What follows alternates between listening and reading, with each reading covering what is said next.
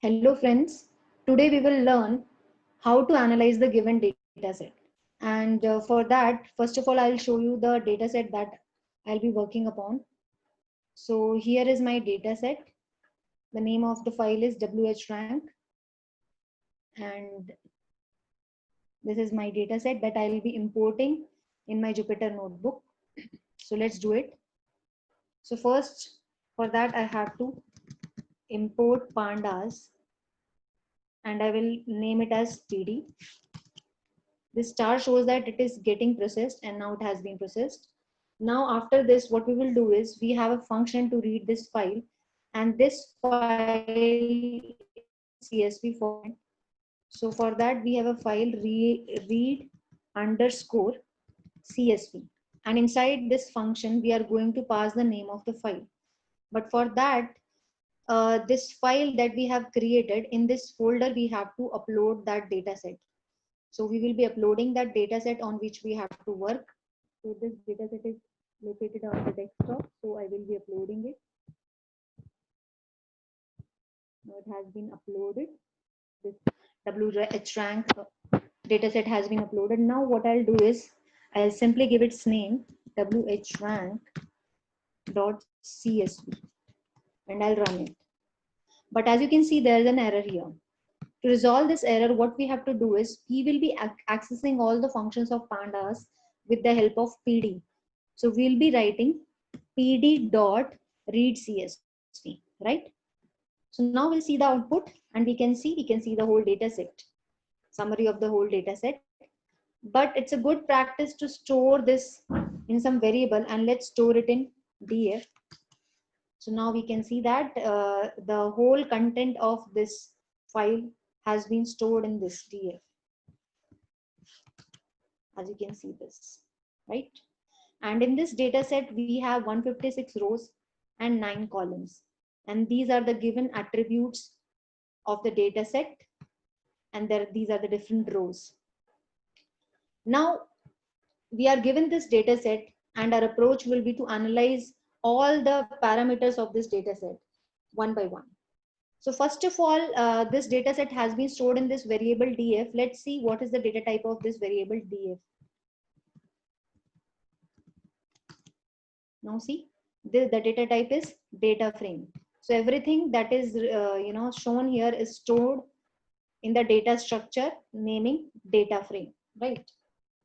So now we'll see the shape of this data frame. df dot size. Okay, this discusses about the total number of entries in the data set. Then we have df dot shape, which shows that basically, see, this data set is in the form of a table, and a table consists of rows and columns.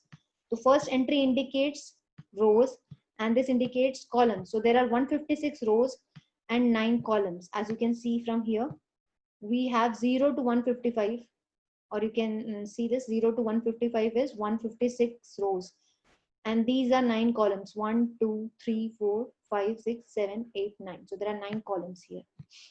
Now, if we specifically want to know the names of the columns, then we have a command df.columns, and see, these are the names of the different columns, and the data type of this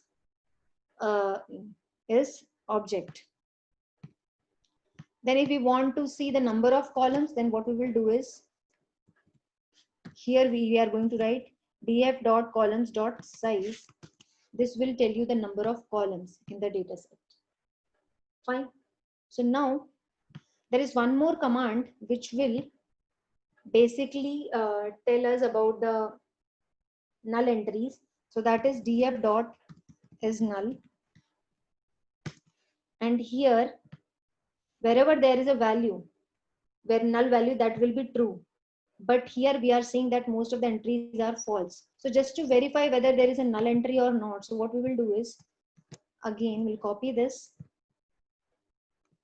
and we'll write df dot is null dot sum.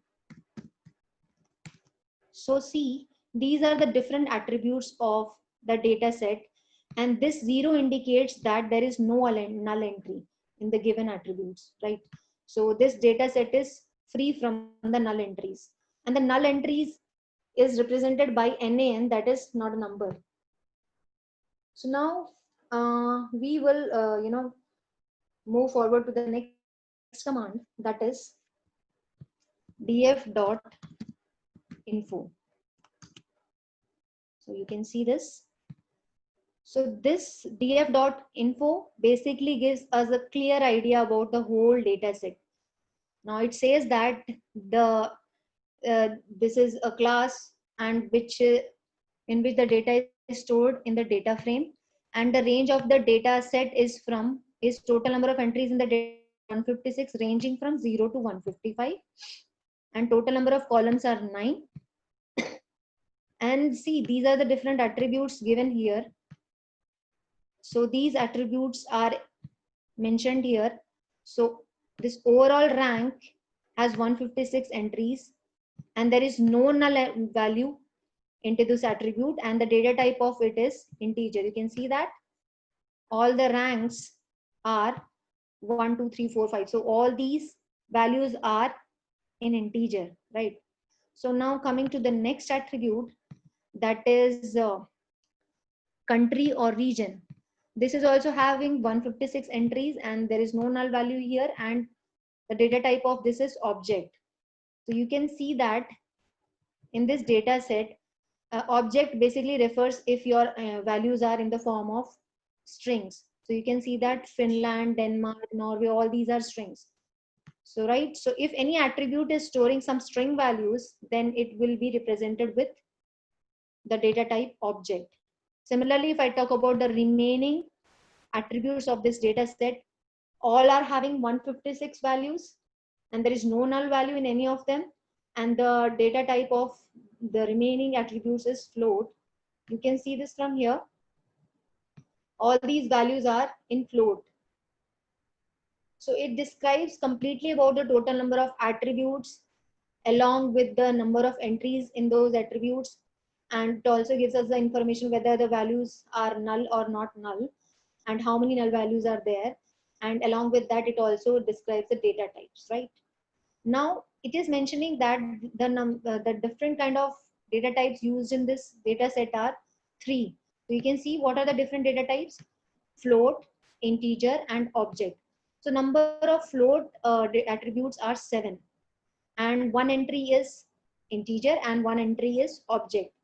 So we can see that this entry is your integer, this attribute is object, and the remaining attributes are float.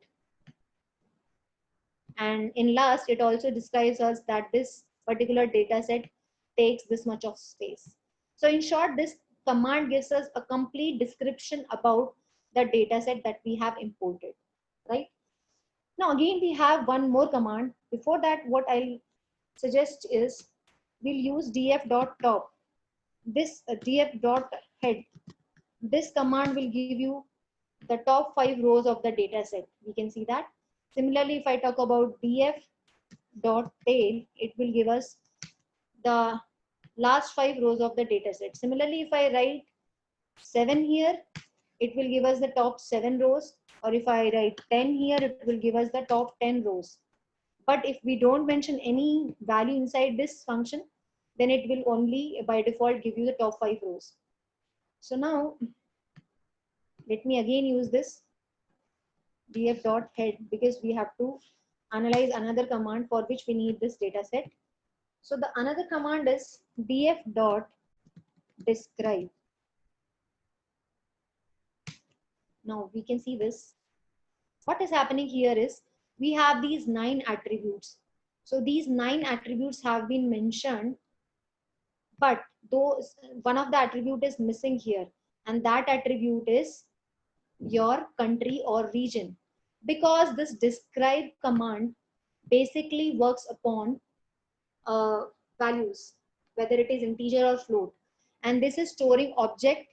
That is why this will not be taken for analysis. So we are taking all other attributes, including this, which is of a type integer, and the remaining are of type float. Okay. So here we can see that if I talk about this particular attribute overall rank, and the overall rank ranges from 0 to 156.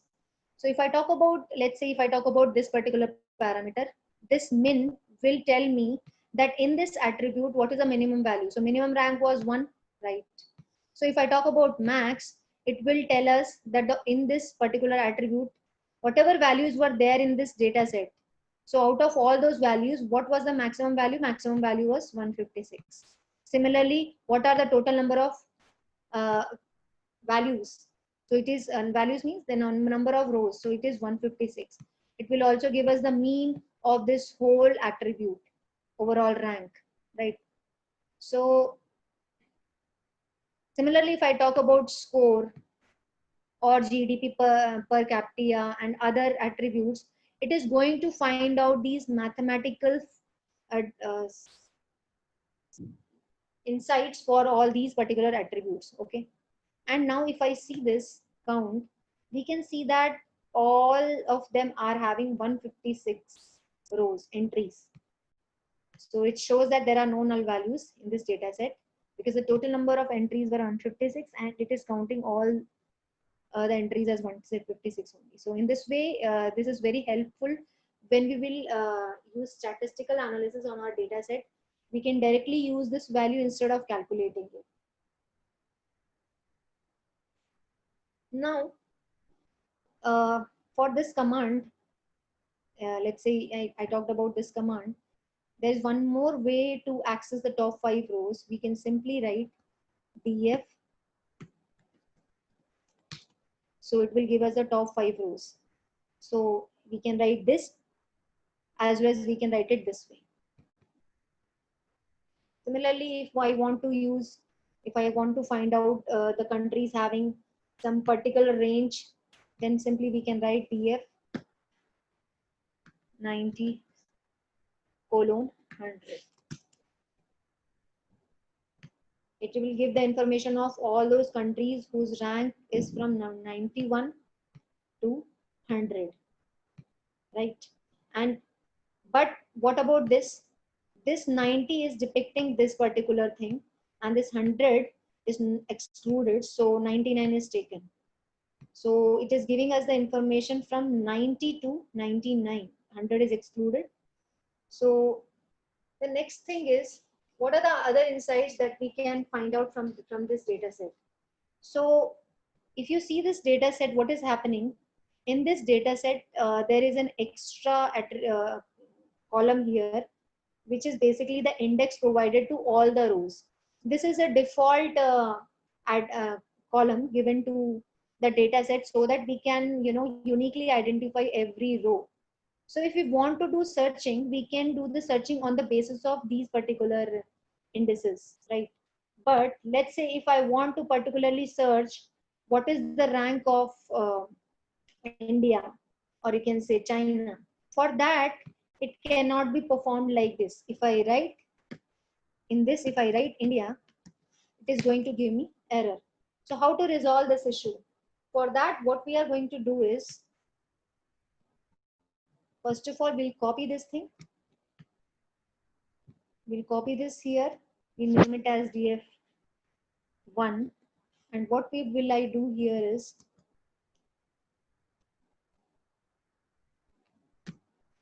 so here the index is basically 0, 1, 2, 3, 4 to identify the rows.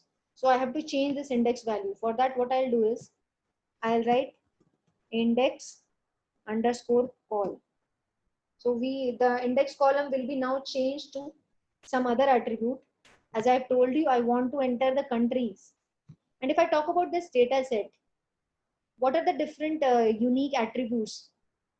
So one is overall rank, and the another one is country or region. So every country has a unique rank. Similarly, the number of countries in the whole world are unique, right? So these two attributes are unique, which can uniquely identify any record or entity from this particular data set.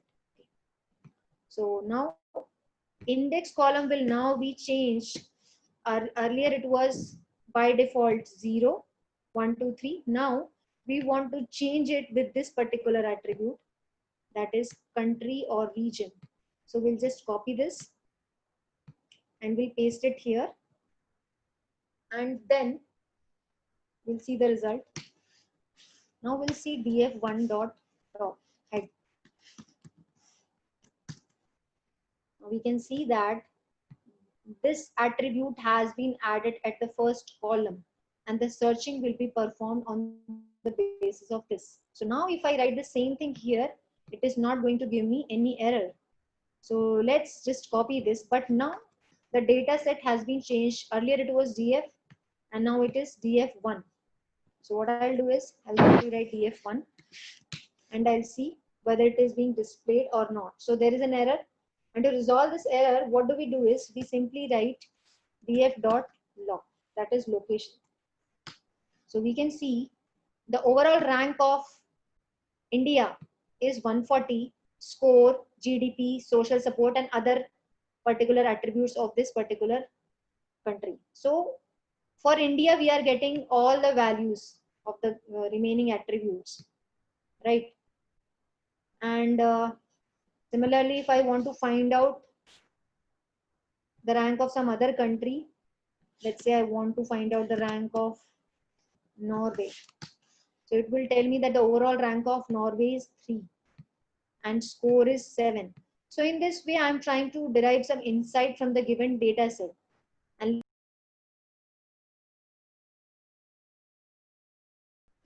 so now we have learned that to find out the ranking of all the details of a particular country, I have passed a single parameter here, means the single string, the country name. Here I have passed the name of another country to get the other details of that country. But what if I want to know the details of more than one country? For that, we will be using list. And let's say the different countries for which I want to access the information is India, Pakistan, Bhutan, Nepal, and China. So simply I will just pass this list inside it, and we'll see the result. And the result is we are getting the information of all these countries, right? So this was a small video which was describing about how to analyze the given data set. And before summarizing this topic, I just want to give you the summary of the whole concept. So initially what we did was, first of all, if we are working on Excel file or CSV file or other format files, so for that we have to basically import pandas, because the reading functions for the file are available in pandas. So the file on which we are working, this is the given file on which we are working, is having CSV format. And before working on this file, we have to upload this file. So we have uploaded this file, and we can see this file here. Extension of this file is CSV. So simply we have uploaded this file, and we are passing the file with the name and its extension in read CSV function, and the result is being stored in DF. We can see this DF, which is a data frame which is storing the information of the data set which was available previously in the CSV file, which is now imported here, which is having 156 rows and 9 columns. If there is one function type in which I pass this variable df, which will describe the data type of this data set, that is data frame. Then we have another function df.size, which gives us the total number of entries in the data set. Then we have df.shape, which gives us the total number of rows and columns. The first one indicates the rows and the second one indicates the column. Then there is one more command, and if I use this df.columns, it will give us the different columns name in the data set, and all these names are string, so that's why its data type is object. Then we have another command, that is df.columns.size, which gives us the total number of columns. And then we have df.isNull. It is going to give true value only if we have a null entry, but here we can see that there is no null entry, so that's why all the values are false. We have one more function, df.isNull.sum. This value, this function basically helps us in finding a number of null entries in particular attributes. So these are the different 9 attributes, and all the 9 attributes are having no null entry, right? So then its data type is integer because these values which are provided here are integer values. Then we have df dot information, which will tell us about the different attributes available in this data set, including this, which is having a class pandas.core.frame data frame. The range of this data set is having 156 entries starting from 0 to 155. Number of columns are 9. Overall rank, and all these are the given attributes, which are as in all these attributes we are having 156 entries. All the values are non-null, and all these attributes are having different data types. One is having integer, another is object, and this is float. So basically there are two type of variables, continuous and categorical. So this object will fall under categorical variable, and the rest is remaining are under continuous variables. So it will tell us the different types included here, that is float, integer, and object. Then we have another function, head function. If I don't write any value here, it will give us the top 5 rows of the data set. Similarly, we have tail function, which gives us the top last 5 rows of the given data set. Then there is another way of writing this command df.head. We can also write it as 0.5, where 5 is excluded, so it will show 0, 1, 2, 3, 4. That is the 5 rows of the data set.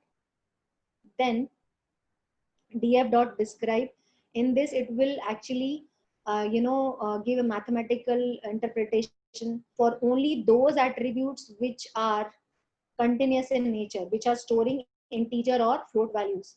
So one of the attribute is removed, that is name of the country.